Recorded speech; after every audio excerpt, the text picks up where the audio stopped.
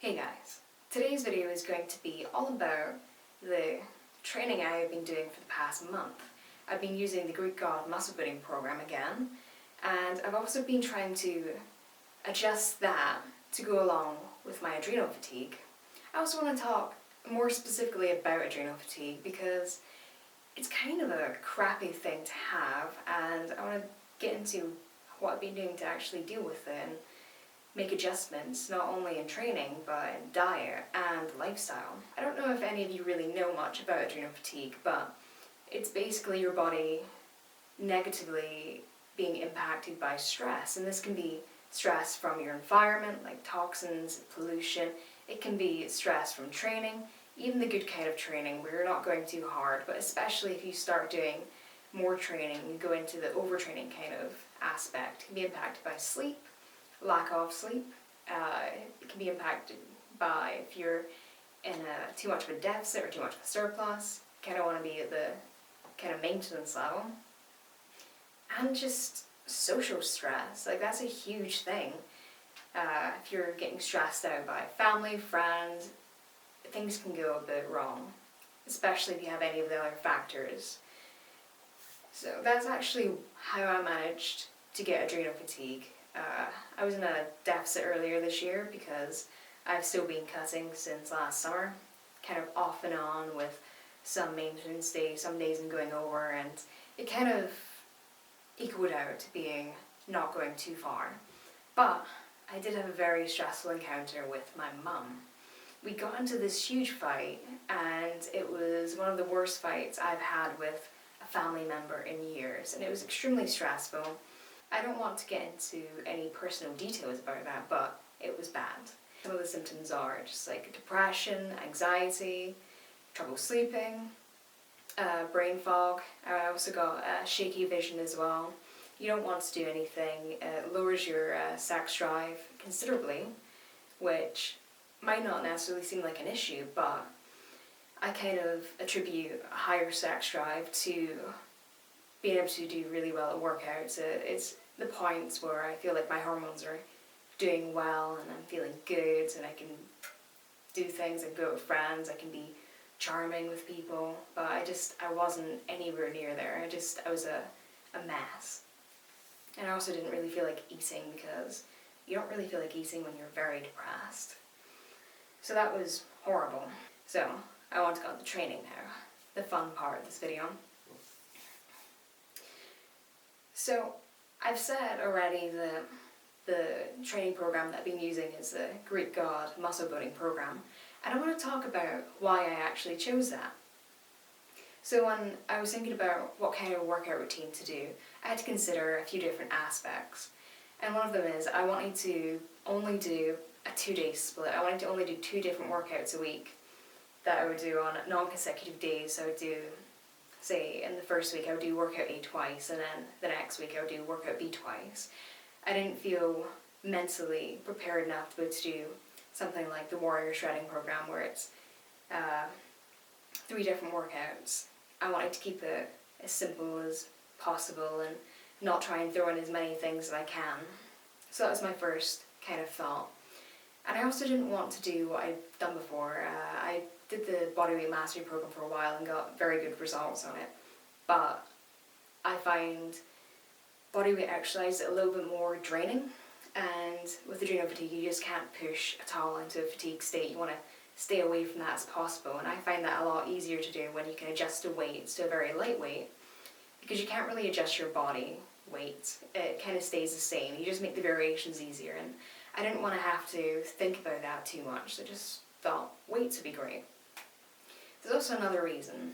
I like the Greek God program because it has different phases. So the first phase that I've been doing again is a strength and density phase, and it's pretty low volume. You're trying to gain a certain amount of strength within a few months, and then after that you can move on to specialization where you start building up the volume, and then after that you're going on to the mega training, which is a lot more volume and adding some like pretty muscle with the sarcoplasmic muscle with the higher volume and reps.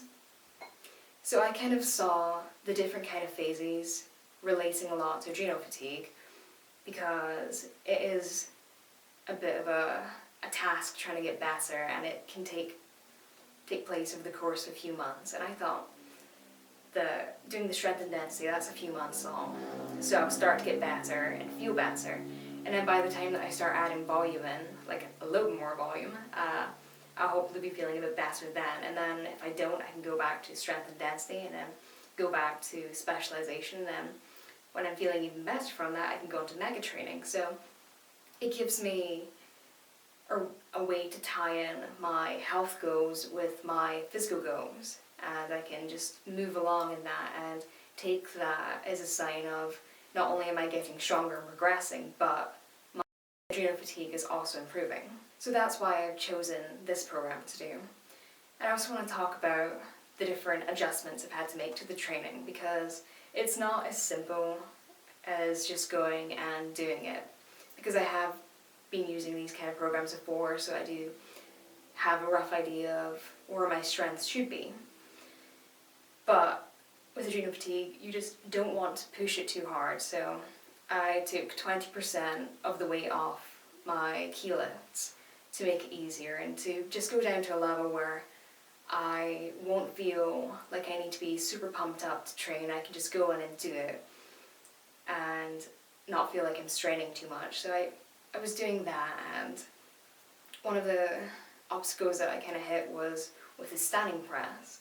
My big number on that I got to was 80 pounds, which is quite a lot considering that I only weigh 100 pounds.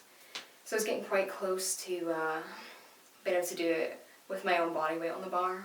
Like, there was a 20-pound difference, but it was definitely in sight. But when I went to go and lift the weight with 20% taking off 80, it wasn't so much physically demanding as it was mentally. I just felt mentally drained on that, and then that affected me physically, and it just felt really unmotivated. So I decided to switch that out for handstand push-ups, and that really felt a lot better. And even though handstand push-ups are a bodyweight exercise, I'm pretty good at them. They don't feel too hard, and I kind of like kicking up into a handstand and seeing what I can do. So for the most part, I'm just sticking to regular ones and not adding weight, not adding any depth. I'm not putting my hands up on anything to make it harder. I just want to go along with that, and at the very least maintain shoulder strength, if not build a little bit of it in a different movement. So I have been really enjoying the workouts. I prefer the workout that's got weighted chin-ups in them. I'm actually getting very, very strong on weighted chin-ups. That's the exercise I've been getting stronger at the most. I started off using 28 pounds on that, and I found it really easy, and I've worked my way up to doing 36 pounds on it, and 5 reps of that is easy. And I feel like anytime I do it, I can hit a lot higher numbers. I feel like I can get to 11 reps rather than just 5. And that's kind of crazy for me, since I am in this state where I shouldn't be progressing quite as quickly as that, but I actually feel like I'm a lot stronger on chin-ups, weighted chin-ups, than I ever have been before. So that's a very strange thing, because on my other movements I have had to move down and let my ego take a hit there.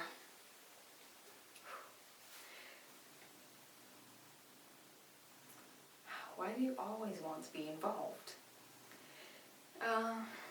So that's been pretty fun to do.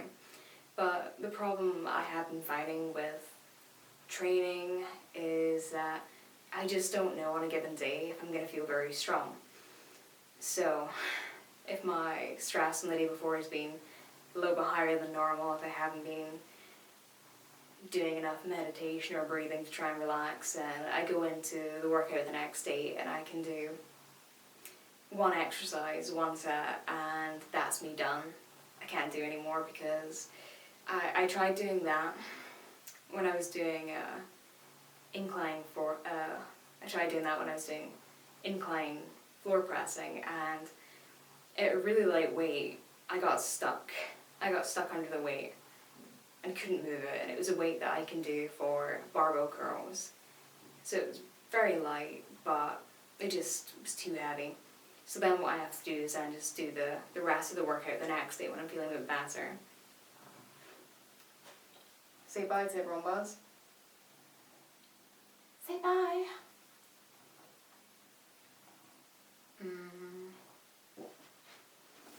There we go.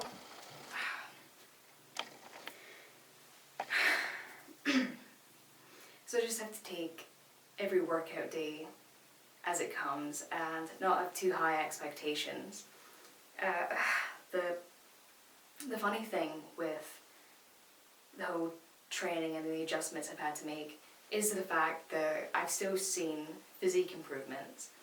I feel like my muscles are a lot bigger looking than what they were, and visually I look a lot leaner, which is strange. I feel like I've been bringing up certain areas that were lagging by doing all the different exercises and taking them down to a point where I can really get the form and build up in the way that you're meant to, rather than just ego lifting where you're actually trying to lift a weight a little bit too heavy for you but you're still going at it anyway. I've been trying to very closely follow the reps and try to build up to them before I move up in weight. Now I want to talk about diet. The thing that I've changed is I've gone up to a maintenance level of eating, which is something I haven't done in a while. And I don't know if you can hear my cat. So I've been eating more and I've been doing a lot more walking during the day. I've been getting out, going in the woods, trying to relax that way just for mental health and not feeling like I'm just sitting around all day working on stuff. So my maintenance level has been pretty high, because if you're going out and walking in the woods and climbing up hills for 7 hours, then you kind of have to eat a little bit more than you would normally. But I've got a up fitness tracker, so I've been just going by what that says my burned calories are for the day. It just makes it easier than trying to calculate it myself. It means that I can adjust my intake based on day-to-day activities rather than just eating a set amount every day. Lastly, in this video, I kind of want to talk about lifestyle. I've kind of touched on it in a few different parts of this video. I have been getting outside more, walking, trying to relax. I've been trying to do meditation, do relaxing things for myself, like try and sit and read a book and not have to feel like I have to rush around and do things. I also haven't been doing many videos this year because of the different things going wrong, like adrenal fatigue, feeling crappy, and then once I knew I had it, I figured that since video making is a very stressful thing to do, since I can spend 8 hours a day editing, filming, doing all that, re-recording bits, and then I have to edit the video and the picture and put them together and make everything look okay, and it's a big, huge mess of things, and it comes together in a very disorganized way sometimes, no matter how much I want to have it structured and pretty in that kind of way.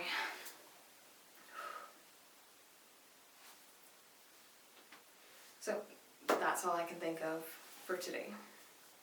I hope you've enjoyed this video. Make sure to like, subscribe, and comment. I am going to try and update as frequently as possible on this, and maybe try and throw in some other videos depending on how well I'm feeling. So be patient with me. If you want to keep a little more up to date with me than just my YouTube videos, then you should follow me on Instagram. My Instagram is unfortunately freakyrafiki94, because that was my nickname in high school and also my date of birth. Very original. I try and post pictures there as frequently as possible and as frequently as I have them. So rather than waiting for a new video to come out, you can see me there and see, oh wow, she's actually still alive and doing things and functioning. So see you guys soon.